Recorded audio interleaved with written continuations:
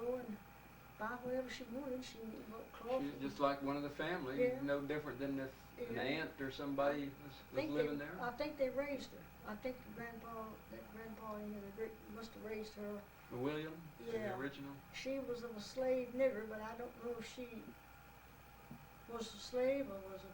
The mother and father were, and most of them moved away. They could when they were freedom. And she was left behind, and another one, a little boy. They all left, got in a big wagon, and took off. They all went over to Virginia or somewhere. And I remember my grandfather, Daddy's father, went down around this nigger house. After they moved and gone, he walked by and he heard this little boy crying, little child. He went in there and they had gone off and left him. A little boy, his name was Joe. So he said, well, I know he's just a little thing. He can't leave him down. He took him, brought him up there to their house, and they had a shed room. All the places, houses up there, old houses, farmhouses, had shed rooms. I guess you've seen them. Well, they just fixed that up and put a cot in there for him, and that's where they raised him. And then he'd go over to Clyde's daddy's house sometime. He got over, they'd helped out too. They'd keep him over there a while, and then he'd go over to another place around. He went around among the different relatives, and then, but it ended up with Uncle Spurgeon. The last I saw of him, he was up there. Uncle Spurgeon had a little bitty house for him, and I remember seeing that shack that was he was dead by the time I was there. I think, that was his little old house. He did have a good one where Aunt Lucille lived. They had a nice little house. He lived there for years when he worked for them all. And then he got real bad. He got a bad heart. I don't know what all happened. And Aunt May was half sick. She couldn't. Uncle Spurgeon just said he couldn't go down and he had to go down and wait on him, take food to him and all. So he had a niece in Cordele, and they went to see her. She said, oh, she'd tend to him, bring him this. So she did. And Uncle Spurgeon used to take big bushel baskets of sweet potatoes and everything they had down on the farm. He'd take it in for them, give it to them, because they were taking care of Joe, and that's where he died. Well, he must have been older than, or Aunt Airy must have been older than him. Well, I think they're about the same age, because I don't know. Yeah, she was older, because she was older. I think she's older a bit. I'll tell you the reason I think so. She had those grown children, and her hair was white, and I was down there one day. She was washing that hair. She washed it, it was like wool. It was hard to wash it, and water just rolled right off. I guess the oil in her hair. She'd wash that hair and scrubbed it, and it was white. Well, there's some black in it, but it was mostly white. And then she'd take shoe polish. First thing she took, now they had this Prince Albert. You know, you've seen these old cans of smoking tobacco called Prince Albert? Yeah. Old metal cans, tin cans. Well, she built a little fire, and she put that curling iron, it was like a comb, or it was iron. She'd stick that in that box, put it in that fire, and they'd stay there and got just oil and just red hot. Then she'd comb that hair. It would fry. And then she got it straightened out, and she'd take that shoe polish and she'd rub it black. Made that hair just as black with that shoe polish, and she'd wait a while, and then she'd take grease, took all that grease and greased it, and she run that iron comb till she got it straightened out good, and then she got another comb and she parted it in little squares, and she plaited it. Every little square was a plait. The hair, those little plaits weren't one about that long. Well, now her hair was white, and I said something to Mama about it. She was putting shoe polish on her hair. Mama says, oh yes, she don't want red hair.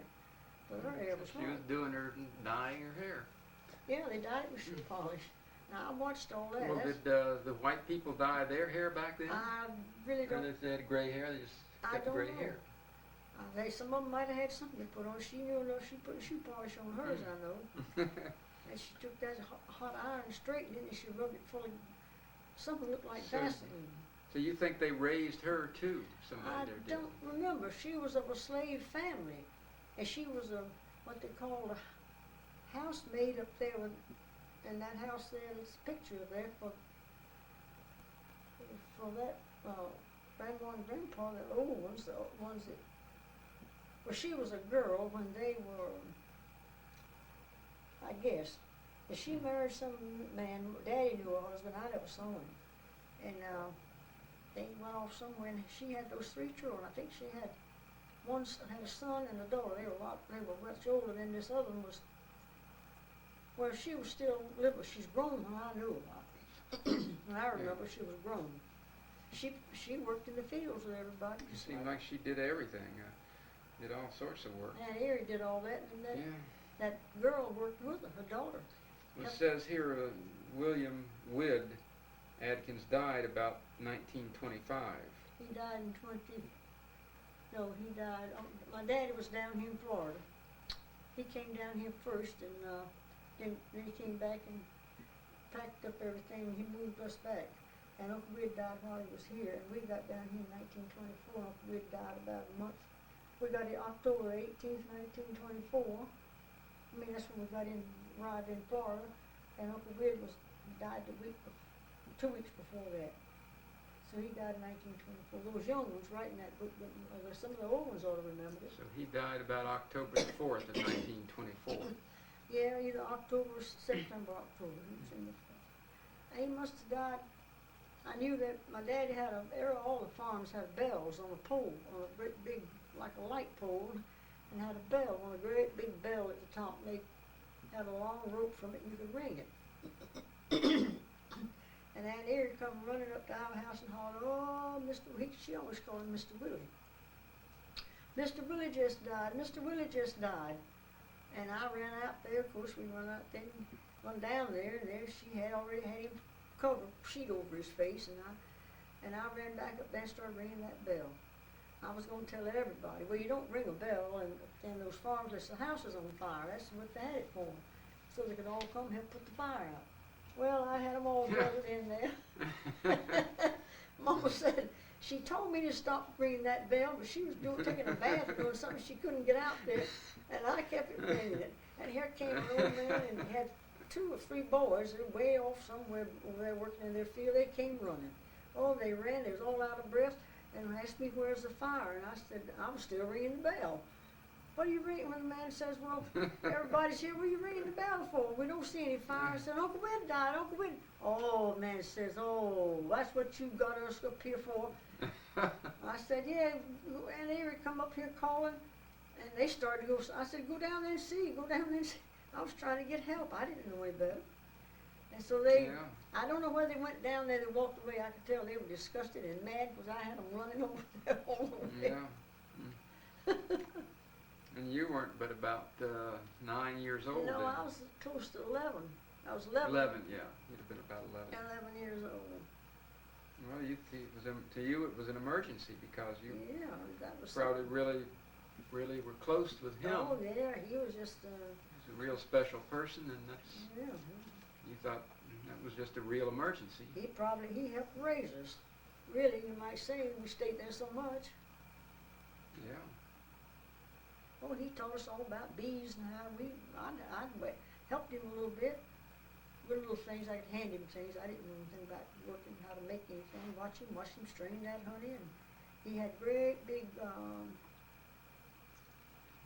well, you've seen these things they make in the mountains, like these stone jars. And the outside would be glazed, and the inside, I don't know what it was like. I guess it was too. And he'd pour that honey in there. And had jars and jars of it, and some people would buy the whole big jar. Then he had jugs, and he had bottles full of it too. He had a lot of bottles there. He had bottled honey. So he was the one that you knew the most. Oh yeah, I knew him. What about your own grandfather? Well, his name was John? No, his name was Addison. Oh, Addison. No, John. Oh yeah, I see him here. Yeah. John was Clyde's daddy. He was a baby. It says here he died in April 16th of 1923. That was my grandfather, Addison. Yeah. I think he was born in 1861. About 62, I think I remember. 60 or 62, which was it? He's about 62. Yeah, Mama's daddy died at 60, I remember that. And my daddy's father died at 62. I didn't see so much of him. He was a very strict old man. Oh, he made those boys, they had to they couldn't do anything. Sunday came, you don't do one thing. And they did something that he told them. Who? My grandfather. Your made his children. Yeah, my your dad. Father, Luther. All of them. Uncle Moody and Uncle Herbert and Uncle Spurgeon, and all of them. They didn't do anything on Sunday. And if they did, he said, "I'll whip you, give you a whipping tomorrow." And Daddy said Monday morning he'd line them up and whip every one of them. Says, I told you not to do this, and you did it. I told you I was going to whip you, and he'd going down the line with them. Made them stand there, and he whipped them hard, too. Clyde said she saw that one time, said she stand off laughing. He says, young lady, you keep laughing, says, I'll whip you, too. She said she knew he'd do it, so she didn't laugh anymore. Oh, he was strict. He raised good boys, too. You never heard of any of them as nice of men as you'd ever meet in your life. Says yeah, Uncle Herbert, Uncle Moody, You never heard one of them say a curse word? You never heard one of them curse? You never They heard were nice people. You never heard my daddy say a curse word? No. And they never did anything, just good, clean, moral Christian. He raised them Christians too. He made them go to church, and he told So them. you didn't see him as much, know him as well as you knew Uncle Whit. No, we was right in Uncle Whit's door, just like from here, go Yeah. step out the door, right there. And he didn't go out of his way to do much for you? No, Or? he not did much. He's the one who told us how to. He got clay one time, I can remember. And just that sticky kind of clay they have up there. He molded like frogs and turtles. He was kind of artistic, like fixing these things. He'd take mulberries and fix the eyes, so that was kind of purple, and then mash them up and make a mouse. He did a lot of things like that. And set them out in the sun on the board, and let them dry, don't touch them, but we couldn't wait. We'd get them before they dried, and they'd always crumble up. He did a lot of little things. Just little things, but not very much of it. He had a house full of kids, and he had so much work to do, because their boys was all grown then when I was Uncle Moody was the youngest. He was about the same age your daddy, I guess. But Uncle Whit, Grandpa Adkins, he was the one who could stand up and he could go over on his hands. Your father? Yeah, my grandfather. Oh, your grandfather, Yeah, Addison. Yeah, and they said he walked on his head. Now, they got it wrong. He could stand up and go down and on his hands and throw his feet back over some way and balance himself and then go walking on his hands. That's what he did. He didn't walk on his head. Oh, yeah, it says here, he said you do antics such as standing on his head, but he actually was walking on his hands. He just stand up and just go jump over, just lean over and put his hands down a certain way and bring his body up and throw his feet forward and got balanced, and he walked everywhere. Just like in the circus, Yeah. you see him doing that. Yeah. Yeah, he could do that. A lot of things he could do. He taught us how to skin a cat. I remember that. They called it, had a big pole where you get that, you draw yourself up and you throw yourself back, and that's skinning the cat. Yeah. And Aunt Frances couldn't do it. She wasn't turned to do anything. My mother couldn't even have learned to swim. I don't think Frances ever learned to swim either. I could swim ever since I could remember. It says here he married Sally Tippett. So that was your grandmother. Tippett, I don't know what kind of name that is. That's probably English. But Yeah. did you see her much, or you? Yeah, oh yeah, we was with her all the time. But she kept us on a lot at the time. And he was there, but he was in and out. And I know one night we were there, and I went with her out to gather eggs, and I don't know, she's always outside doing something. I've been following her around. And he had planted a tree. It had a real slick little bark. And my grandmother had a knife. She'd been doing some trimming on some kind of bush back there. I got the knife, and I thought, oh, that looked like a nice little tree. I don't know why I took a notion, but I sliced it. I was going to do some trimming. I saw her trimming, and I just took that knife like right here and went right down that bark. She said, oh, don't do that, Grandpa whip you. She said, oh, no, don't do that. She said, here. She had some kind of a cloth. She said, I'll wrap this around that, and put it back in place, put the bark back, wrap this rag around it tight, and he won't see it.